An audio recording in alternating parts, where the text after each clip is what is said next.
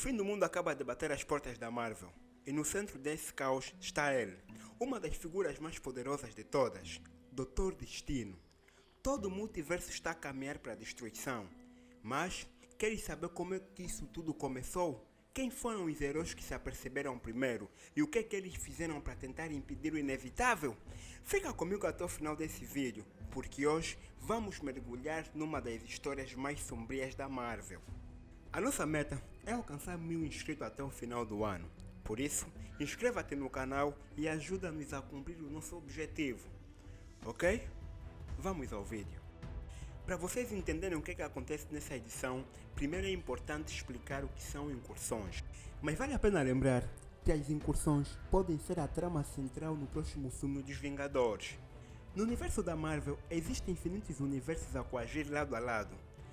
Cada universo tem a sua própria terra, os seus heróis e os seus próprios acontecimentos. Por exemplo, numa realidade tem o Homem-Aranha original, numa outra realidade existe o Miles Morales, numa outra realidade tem os heróis que viraram zumbis e numa outra realidade os mutantes dominam tudo. Todos esses universos coexistem separados e sem se tocarem, porque existem barreiras multiversais que mantêm cada realidade isolada. Quando essas barreiras são quebradas, duas terras podem acabar no mesmo espaço ao mesmo tempo. Na prática, isso significa que a Terra 616, que é a principal da Marvel, pode atravessar essa barreira e aparecer no céu de uma outra realidade, como a Terra onde os mutantes dominam tudo. O problema é que essas duas terras não podem coexistir no mesmo espaço, porque isso leva à destruição das duas.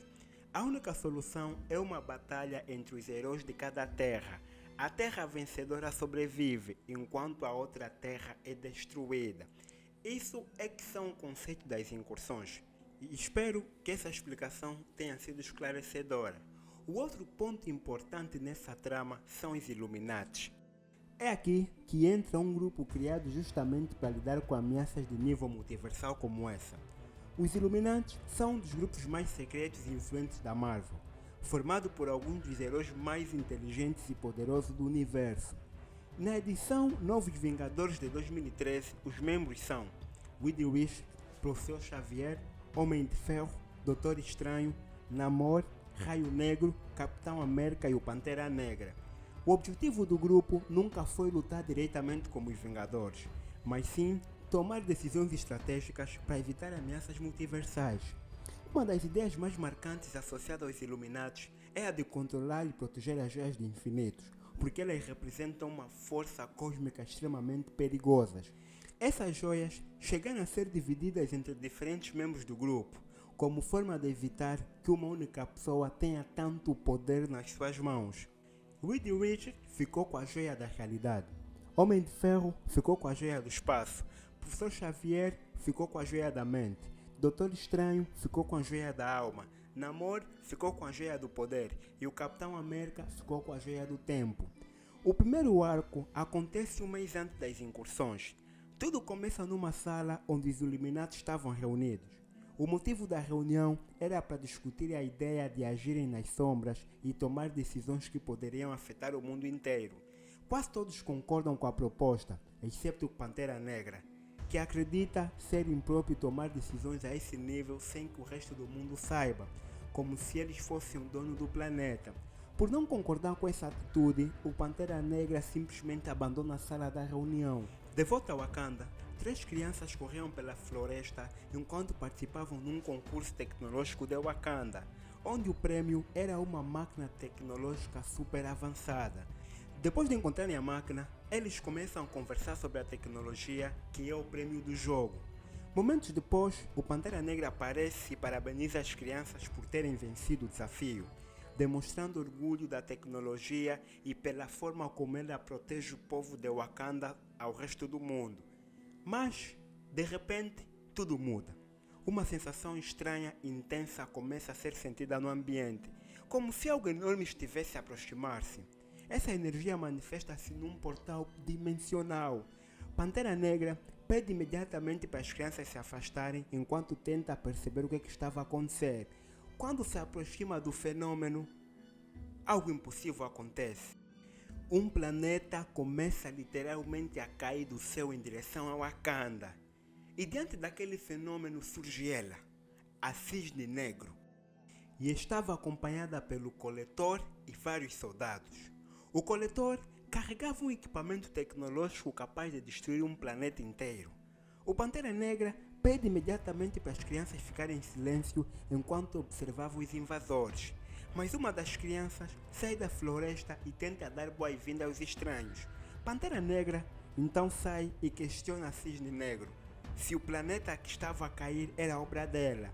Ela confirma, dizendo que estava ali para destruir aquele mundo, e pergunta ao Pantera Negra se ele seria capaz de impedi-la. O Pantera Negra, sem hesitar, responde: faria muito mais do que tentar. A Cisne Negro ordena que os seus soldados matem o Pantera Negra e as crianças. Começa o primeiro confronto. Com disparos de armas tecnológicas, os soldados eliminam 2 crianças num instante. Sem conseguir reagir a tempo, o Pantera Negra pega na última criança e tenta teleportar-se até o Palácio Real. Mas algo corre mal e ambos acabam na floresta, e poucos metros dos soldados. Mesmo em choque, o Pantera Negra ordena que o rapaz volte para a cidade e avisa o que estava a acontecer, mas antes que ele consiga fugir, é atingido por um disparo e morre nos braços do Pantera Negra. Do outro lado da floresta, a Cisne Negro ordena que o coletor ative a máquina de destruição. O coletor hesita e recusa obedecer. Sem hesitar, a Cisne Negro elimina-o imediatamente. Enquanto isso, o Pantera Negra elimina os restantes dos soldados e tenta alcançar a Cisne Negro para impedir o processo. Mas já era tarde. A máquina estava ativada. O planeta explode no céu de Wakanda. E assim termina a primeira incursão. Pantera Negra prende a Cisne Negro e convoca os Illuminati para uma reunião de emergência. A reunião é liderada pelo Reed Richards e todos parecem tensos. Logo no início, o Reed deixa claro que não vai aceitar o fim acelerado de tudo. Mas antes que a reunião avance, o Doutor Estranho questiona o Pantera Negra. Por que ele convocou os Illuminati, se normalmente ele se recusa a comparecer quando é chamado pelo grupo? Pantera Negra tenta explicar que estão a lidar com algo muito maior, mas é interrompido pelo Namor. Namor exige que todos apresentem as suas joias do infinito. Isso era uma forma de garantir que não existisse nenhum infiltrado na sala. Quase todos obedecem, com exceção do Tony Stark e o Doutor Estranho. Quando questionado, o Doutor Estranho revela que escondeu a joia numa realidade do bolso, que era construída com pura luz e energia de corações. Já o Tony Stark responde calmamente: guardei a minha joia na minha gaveta de meias. Tony Stark sendo Tony Stark. Após isso, cada membro confirma que não existe nenhum infiltrado. Mas há um detalhe muito importante. O professor Xavier não estava presente. Nesse ponto da história, ele já não faz parte do mundo dos vivos. Algo que será explorado mais à frente. Reed Richards assume o controle total da reunião e começa a explicar o funcionamento do multiverso. Ele detalha como as incursões acontecem, quais são as principais causas e o risco real da destruição total de todas as realidades. Silêncio na sala. Porque agora eles entendem a verdade, eles entendem o que estava a acontecer. Não se tratava apenas de salvar o mundo, mas sim impedir o fim de tudo. Quando a Cisne Negro foi capturada, o Pantera Negra confiscou a máquina que ela usou para destruir o seu mundo. Esse dispositivo então é apresentado na reunião, e o Reed Richards sugere uma análise profunda da máquina numa tentativa de compreender e até usar a tecnologia se fosse possível. Mas a ideia é imediatamente rejeitada pelo Capitão América. Ele minimiza as incursões, acreditando que se trata apenas de mais um problema que os Illuminati podem resolver facilmente. Como sempre. Desta vez era diferente, muito diferente. Com exceção do Reed Richards, ninguém naquela sala compreendia a verdadeira gravidade da situação. Reed Richards então rebate o Capitão América, afirma que os métodos anteriores não vão funcionar e que eles nem têm mais tempo suficiente para agir. Ele volta a explicar como as incursões funcionam e revela algo crítico. Eles têm apenas 8 horas para impedir o próximo evento, mas para isso terão que tomar decisões extremas. Decisões desesperadas. Namor então faz uma pergunta que ninguém tinha coragem de fazer. Quem aqui mataria para salvar o seu mundo? Silêncio total. Por alguns segundos, Ninguém responde. Doutor Estranho quebra o silêncio, pedindo calma e para que não percam a capacidade de pensar claramente. Mas Tony Stark responde imediatamente. Se isto é o fim de tudo, talvez destruir tudo enquanto procuramos uma resposta seja a melhor opção. Capitão América reage de forma explosiva. Que diabos há de errado contigo, Tony? O Pantera Negra tenta intervir, explicando a intenção de Tony Stark, mas é novamente interrompido pelo Capitão América, que deixa claro que não vai tolerar qualquer conversa envolvendo matanças ou destruição de mundos. Nesse momento, todos tensos, o Capitão América apresenta uma nova proposta: usar as joias do infinito. Mas existe um problema: o Professor Xavier está morto e ninguém sabe da localização da joia que estava com ele. A única solução seria usar as restantes joias para tentar rastrear a última. Então, as tarefas foram divididas. Reed Richards, Tony Stark e o Pantera Negra ficaram responsáveis por criar um sistema de alerta precoce das incursões. Namor, Raio Negro e o Capitão América ficaram responsáveis por encontrar a joia que estava com o Professor Xavier. Antes de morrer, o Professor Xavier deixou um testamento. E de acordo com esse testamento, ele deixou um bilhete para o Fera. Dentro desse bilhete havia uma mensagem misteriosa. A Fera tentou decifrar o seu significado, até que percebeu a verdade. A herança deixada pelo Professor Xavier era a localização da Joia da Mente. Assim que ele o encontra, o Fera é convocado para ocupar o lugar do Professor Xavier nos Illuminati. Com isso, as joias estavam completas, a máquina de detectar incursões estava finalizada, e a partir desse momento, tudo o que os restava era esperar. Mas existe um detalhe muito importante nessa história. O Reed Richards tinha todas as informações sobre as incursões porque ele interrogava constantemente a Cisne Negro.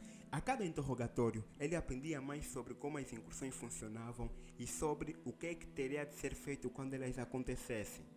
4 dias depois, um alerta surge. Uma possível incursão foi detectada. A equipa reúne-se imediatamente no lugar da colisão. Quando a incursão está em curso, ela dura apenas 8 horas. Agora, eles tinham apenas 7 horas e 59 minutos para impedir a próxima incursão. Ao olharem para o céu, veem outra terra aproximar-se e prestes a colidir com a sua. O plano do Capitão América é simples: juntar as 6 joias do infinito na manopla e usar os seus poderes para empurrar o outro planeta bem longe da Terra. Mas havia um problema: quem iria usar a manopla?